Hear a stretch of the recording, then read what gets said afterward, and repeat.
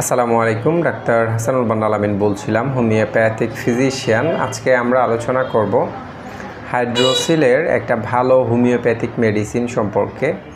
মেডিসিনটি হচ্ছে এপিসমেল। আমরা আজকে এপিসমেলের কিছু গুরুত্বপূর্ণ লক্ষণ দেখব বা লক্ষণ সম্পর্কে আমরা জানব, যে লক্ষণগুলো থাকলে আমরা হাইড্রোসিলের কোনো পেশেন্ট আমাদের কাছে আসলে আমরা এই মেডিসিনটা প্রয়োগ করলে খুবই ভালো রেজাল্ট পাবো। তার মধ্যে প্রথম যেই লক্ষণটা সেটা হলো অন্ডকোষে পানি জমে অন্ডকোষ বড় হয়ে যাইতে পারে বা ফুলে যাইতে পারে। এই লক্ষণ থাকলে আমরা এপিসমেলকে মনে রাখব। এপিসমেলের রোগী খুবই উগ্র মেজাজের হয়ে থাকে।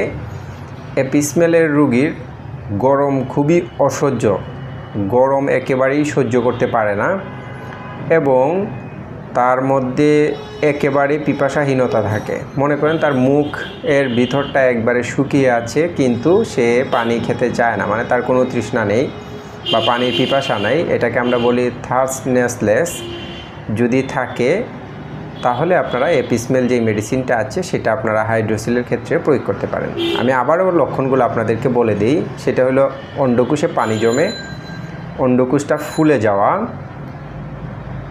এপিসমেলের রুগী উগ্র মেজাজের হয়, এপিসমেলের রুগীর গরম একেবারেই সহ্য হয় না, এপিসমেলের রুগীর মধ্যে পিপাসাহীনতা দেখা দেয়।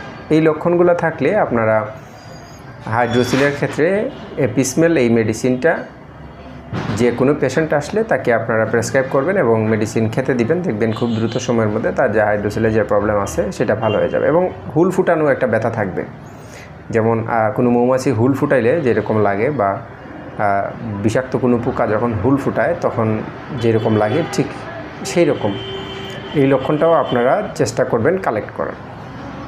ভিডিওটি কেমন লাগলো কমেন্ট বক্সে অবশ্যই জানিয়ে দিবেন, আর ভিডিওটি ভালো লাগলে লাইক, কমেন্ট এবং শেয়ার করে দিবেন। আজকে এই পর্যন্তই। আল্লাহ হাফেজ। আসসালামু আলাইকুম।